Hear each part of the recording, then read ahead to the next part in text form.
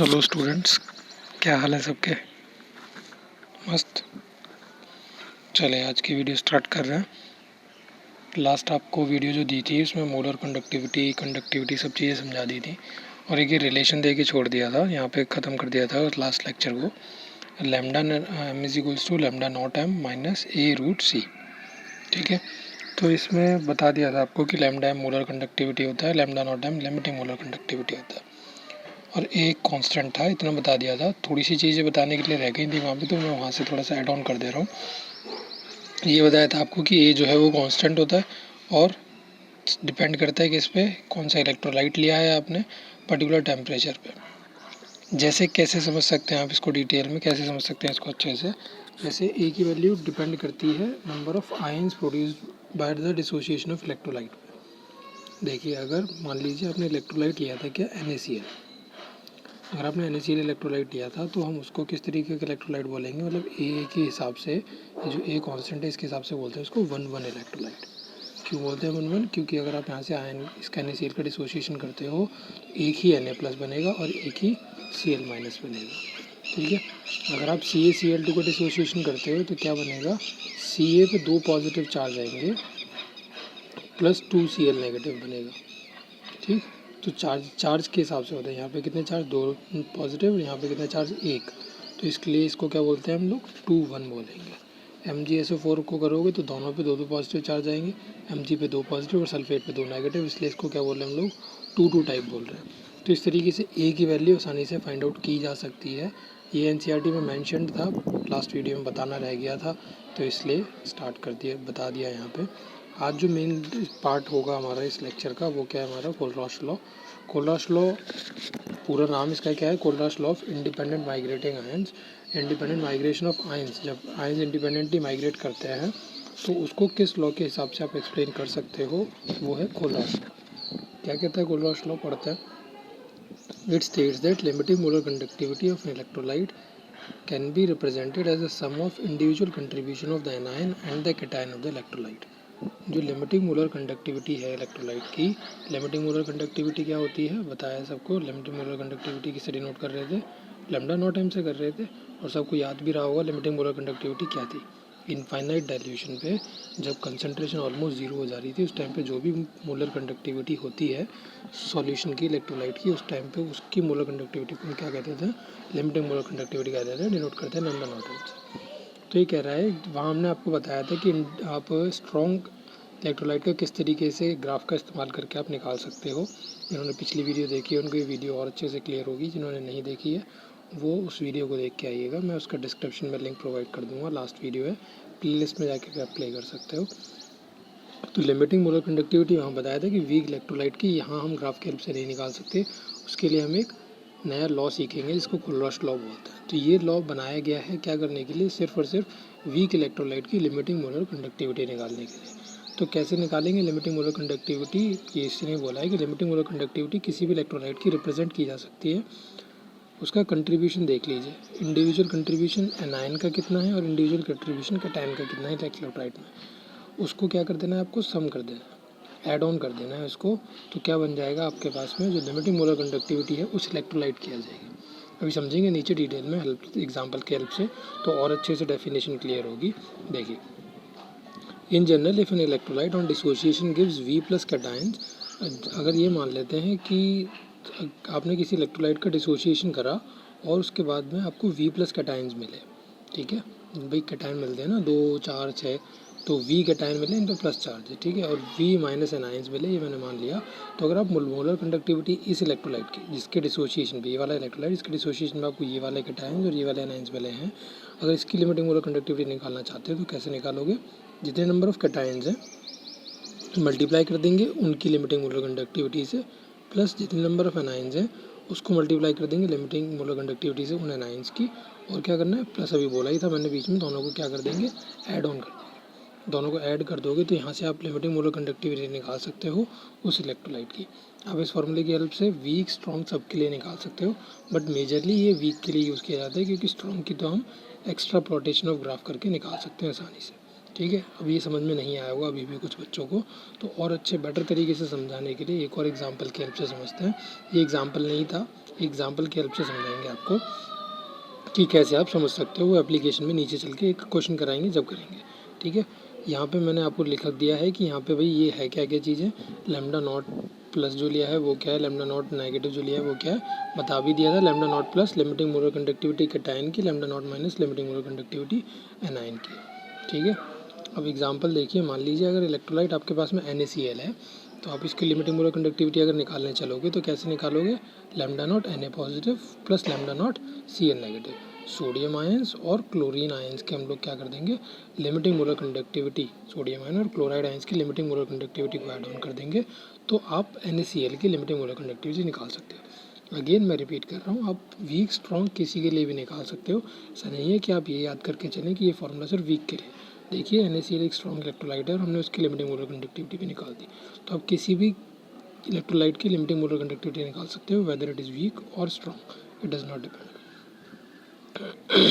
उसके बाद देखिए एप्लीकेशन ऑफ कोलरॉस लॉ। एप्लीकेशन क्या क्या है कोलरॉस लॉ की, सबसे पहले एप्लीकेशन देखिए, कैलकुलेशन अभी जो मैं इतनी देर से बताता आ रहा हूँ वही है सबसे पहले एप्लीकेशन, कि आप क्या कर सकते हो, कैलकुलेशन कर सकते हो इसकी, केस से मोलर कंडक्टिविटी निकाल सकते हो। चलिए, तो सबसे पहली एप्लीकेशन यही है कि हम मोलर कंडक्टिविटी निकाल सकते हैं वीक इलेक्ट्रोलाइट की इनफाइनाइट डाइल्यूशन में। इस तरीके से कैसे निकालेंगे, देखिए molar conductivity, for example molar conductivity of acetic acid. Acetic acid पिछले लेक्चर में बता रहे थे कि acetic acid was a weak acid, सबको पता भी होगा, CH3COOH होता है फॉर्मूला इसका, और ये क्या होता है, एक वीक एसिड होता है। तो CH3COOH एक वीक एसिड है, तो इसकी मोलर कंडक्टिविटी अगर आप निकालोगे तो कैसे निकालोगे, can be obtained by the molar conductivities at infinite dilution for strong electrolytes.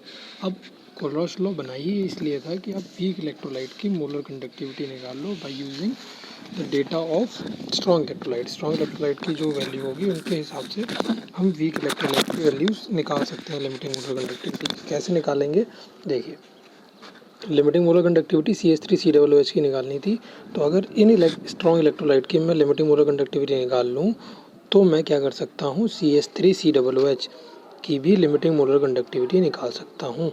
कैसे निकाल सकता हूँ, ये निकालना सिखाएंगे, न्यूमेरिकल्स भी आते हैं, ये न्यूमेरिकल भी करवाएंगे, बताएंगे कैसे कैसे करने, तो सीखिए कैसे करते हैं। भाई मुझे किसकी निकालनी है लिमिटिंग मोलर कंडक्टिविटी, मुझे निकालनी है एसिटिक एसिड की। अगर आप एसिटिक एसिड का डिसोसिएशन करोगे तो क्या बनेगा, एसीटेट आयन बनेंगे, CH3CO नेगेटिव और H पॉजिटिव आयंस बनेंगे, हाइड्रोजन आयन। तो यानी कि अगर इसकी लिमिटिंग मोलर कंडक्टिविटी निकालनी है तो लिखेंगे limiting molar conductivity of acetate ion plus limiting molar conductivity of hydrogen ion है, ठीक है। अब हमारे पास क्या क्या चीज़ें थी उनको लिख लेते हैं। HCl था ना, भाई किसकी हेल्प से निकाल रहे हैं, हमने बोला ना इन तीनों की हेल्प से निकालेंगे, तो इनका भी डिसोसिएशन करके देख लेते हैं। अगर लैम्डा नॉट है HCl का कैसे निकालोगे, लैम्डा H पॉजिटिव का लैम्डा नॉट और Cl नेगेटिव का लैम्डा नॉट। इसी तरीके से सोडियम एसीटेट का कैसे निकालोगे, एसीटेट आयंस का प्लस सोडियम आयन का। इसी तरीके से NaCl का कैसे निकालोगे, सोडियम आयन का और क्लोराइड आयन का, ठीक है।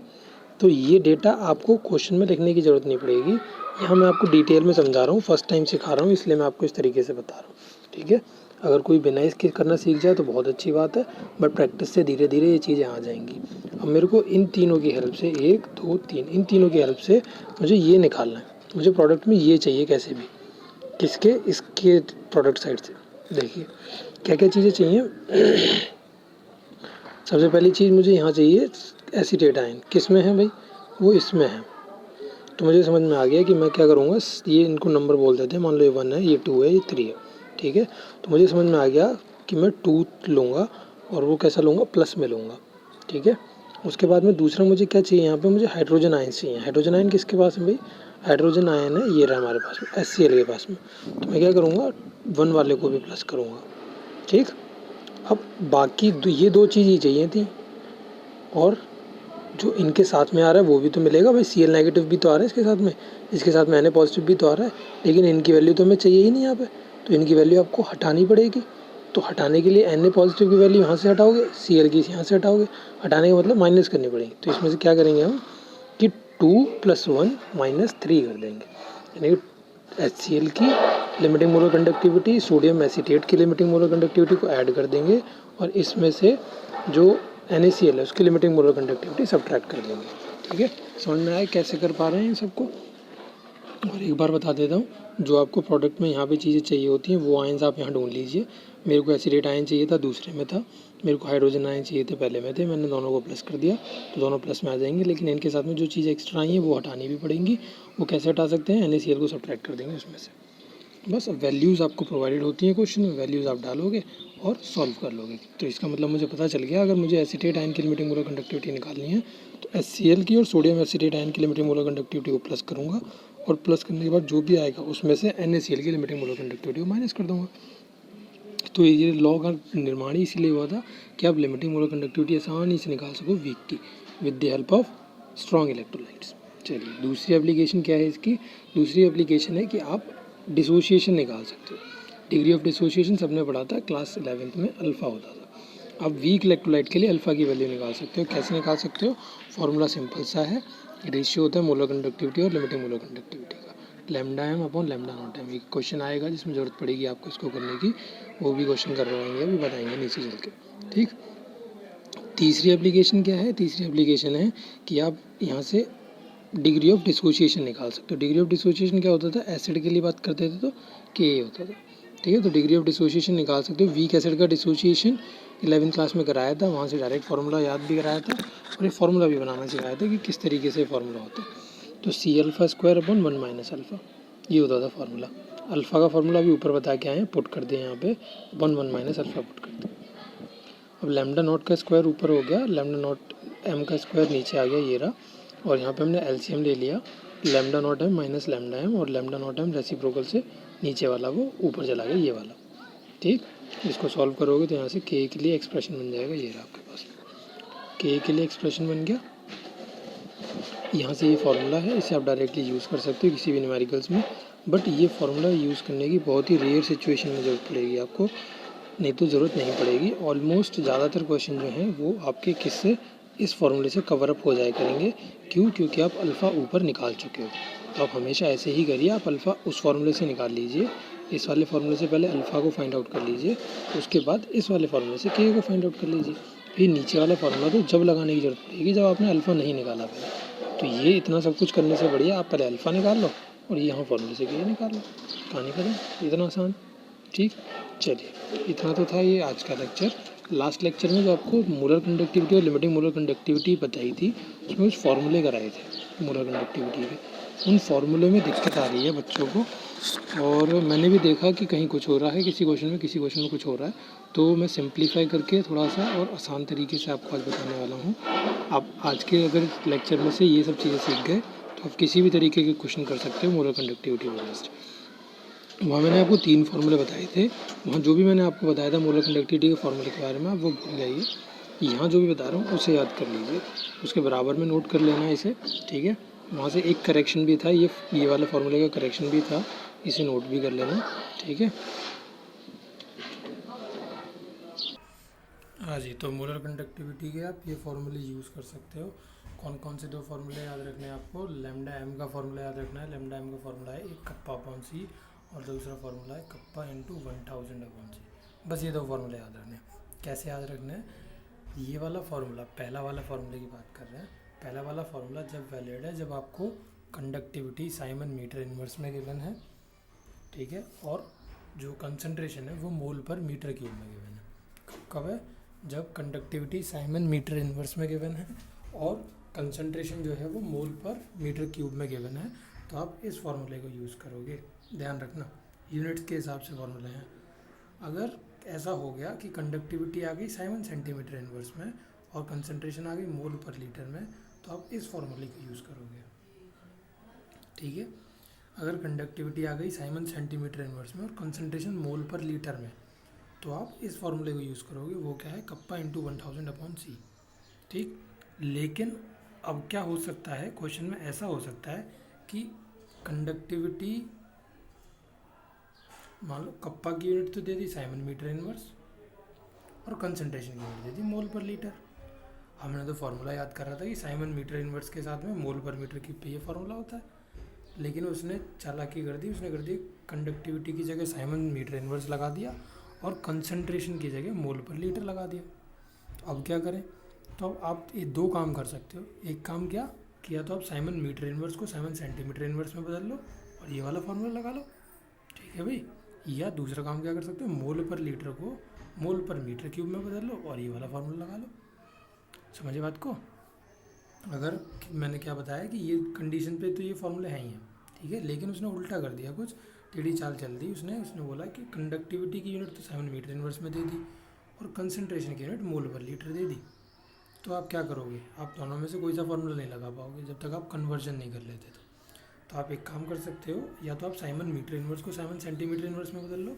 कैसे बदलोगे, इससे साइमन मीटर इन्वर्स में 0.01 साइमन सेंटीमीटर इन्वर्स होता है।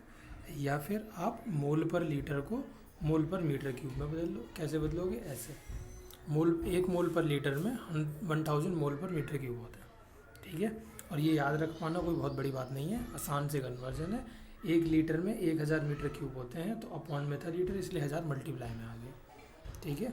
ये भी कुछ भी नहीं है। 1 मीटर में 100 सेंटीमीटर होते हैं, तो अपॉन में मीटर था इसलिए 0.01 मल्टीप्लाई में आ गया। आप आसानी से कन्वर्ट कर भी सकते हो। देखो साइमन अपॉन मीटर है is equals to siemens upon centimetre में करना है मुझे, तो मीटर को सेंटीमीटर में कैसे बदलोगे, 100 आएगा ना यहाँ पे, 100 सेंटीमीटर। अब 100 को ऊपर ले जाओ तो क्या हो जाएगा, 0.01 हो जाएगा ना, 0.01 साइमन सेंटीमीटर इनवर्स।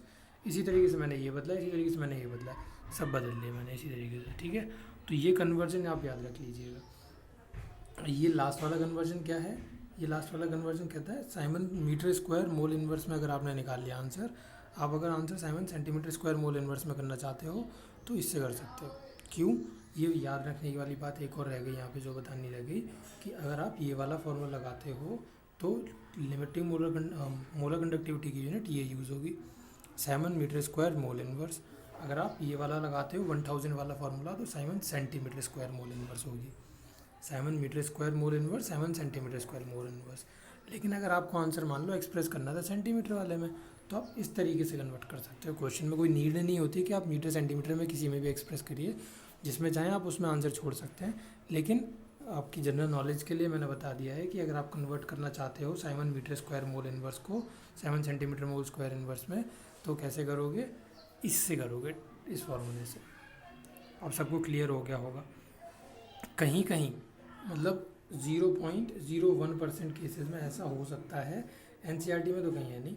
अगर आप एक्स्ट्रा क्वेश्चन कहीं करने जाओगे तो ऐसा हो भी सकता है कि आपको क्या दे दे, कंसंट्रेशन की यूनिट मोल पर सेंटीमीटर क्यूब दे दे, कंसंट्रेशन की यूनिट मोल पर सेंटीमीटर क्यूब दे दे। हमने ना इस फॉर्मूले में पढ़ी कंसंट्रेशन की यूनिट मोल पर सेंटीमीटर क्यूब, ना इस फॉर्मूले में पढ़ी मोल पर सेंटीमीटर क्यूब। तो हम क्या करेंगे, मोल पर सेंटीमीटर क्यूब को मोल पर लीटर में बदल देंगे, मोल पर सेंटीमीटर क्यूब को मोल पर लीटर में बदल देंगे और ये वाला फॉर्मूला लगा लेंगे, ठीक है, क्लियर। चलिए अब एक एग्जांपल की हेल्प से और समझाएंगे और बहुत बढ़िया तरीके से समझ में आएगा। मान लो आपको limiting molar conductivity find out करनी थी एक क्वेश्चन में, जिसमें आपको कंडक्टिविटी की वैल्यू गिवन थी 0.248 साइमन मीटर इनवर्स और कंसंट्रेशन की वैल्यू गिवन थी 0.02 मोल पर लीटर। हो गया ना भाई, अभी बताया था फॉर्मूले में कि ऐसा हो सकता है कि कंडक्टिविटी की यूनिट तो दे दे इस फॉर्मूले की और कंसंट्रेशन की यूनिट दे दे इस फॉर्मूले की, तो कौन सा फॉर्मूला लगाओगे, कोई सा भी फॉर्मूला लगा सकते हैं जब तक आप कन्वर्ट नहीं कर लेते। तो अब मुझे कन्वर्जन करना पड़ेगा। कन्वर्जन बड़ा आसान है, आप ध्यान रखिए, आप दोनों तरीके से कर सकते हैं। किस तरीके से भाई, मेरे को फॉर्मूले बताते हैं कि साइमन मीटर इनवर्स के साथ में तो कंसंट्रेशन की यूनिट मोल पर मीटर क्यूब में होती थी। तो मैं चलो कोई बात नहीं, मोल पर लीटर को मोल पर मीटर क्यूब में बदल लेते हैं। तो मोल पर लीटर को मोल पर मीटर क्यूब में कैसे बदल सकते हैं, अभी बताया था ऊपर, ये देखिए, मोल पर लीटर, 1 मोल पर लीटर में 1000 मोल पर मीटर क्यूब होते हैं। तो 0.02 में कितने हो जाएंगे, 0.02 इंटू 1000, तो 20 मोल पर मीटर क्यूब आ जाएंगे। ठीक, फॉर्मूला लगा दो, कौन सा लगेगा, अब 1000 वाला नहीं लगेगा कि मोल पर मीटर क्यूब का लगा रहे हैं। तो कप्पा अपॉन सी 0.248 अपॉन 20 करोगे, तो यहाँ से सॉल्व करोगे तो 124 इंटू 10⁻⁴। और ऐसा यूनिट क्या आएगी, यहाँ पे यूनिट क्या आएगी इसकी, siemens metre square mole inverse. अभी बताया था कि इस फॉर्मूले में जो यूनिट होती है वो कौन सी होती है, siemens metre square mole inverse होती है। समझ गए सब। चलिए आगे चलते हैं। लेकिन अगर कोई कहे कि नहीं हम ऐसे नहीं करना चाहते भाई, हम तो क्या कहते हैं, कंसंट्रेशन को नहीं बदलेंगे, हम तो कप्पा को बदलेंगे, हमें तो ये आसान दिख रहा है कि 7 मीटर इनवर्स से 7 सेंटीमीटर इनवर्स में बदल लो, तो ऐसे कर ले भाई, जिसको ऐसे अच्छा लग रहा है वो ऐसे करो। कप्पा क्या है, 0.248 साइमन मीटर इनवर्स, मोल पर लीटर के साथ कौन सा कप्पा चाहिए होता है, 7 सेंटीमीटर इनवर्स करो, 7 सेंटीमीटर इनवर्स में बदल के कर लो। आपको मैंने ये लाइन खींच के डिवाइड कर दिया कि आप चाहे इस तरीके से करो, ये तरीका 1 मान लो और इसको तरीका 2 मान लो। ठीक है, तो आप किसी भी तरीके से कर सकते हो, इसको सेकंड मान लो। ठीक, इसमें क्या तरीका है भाई, इसमें कैसे करना है, इसमें कैसे समझना है, देखिए हमने कन्वर्ट कर लिया ना कप्पा को साइमन सेंटीमीटर इनवर्स में। अब आप 1000 वाला फॉर्मूला लगा सकते हो, लगा दो, lambda M equals to kappa into 1000 upon C. Concentration mole पर लीटर में होनी चाहिए, है हमारे पास। कंडक्टिविटी 7 सेंटीमीटर इनवर्स में होनी चाहिए, कन्वर्ट कर लिया हमने, लगाओ फॉर्मूला। कन्वर्ट करने के बाद में आंसर यहाँ से सॉल्व करोगे आप, तो क्या आ जाएगा 124 into 124 Simon centimetre square mole inverse. अब ये वाला आंसर और ये वाला आंसर बच्चे कहेंगे सेम तो आ नहीं रहा, तो भाई यूनिट भी तो सेम नहीं है, यहाँ मीटर स्क्वायर मोल इनवर्स है, यहाँ Simon centimetre square mole inverse है। अभी ऊपर कन्वर्जन बता के आए थे इसीलिए कि अगर siemens metre square mole inverse को siemens centimetre square mole inverse में करना होता है तो 10⁻⁴ से करते हैं, और इसको करोगे इसमें बदलोगे तो कैसे करोगे 10⁻⁻⁴ से। तो हमें करना क्या है, सेंटीमीटर स्क्वायर मोल इनवर्स को बदलना है ना, मीटर स्क्वायर मोल इनवर्स में 10⁻⁴ से मल्टीप्लाई कर देंगे। अब चेक कर लीजिए आंसर, यहाँ वाला आंसर और यहाँ वाला आंसर सेम है ना बिल्कुल।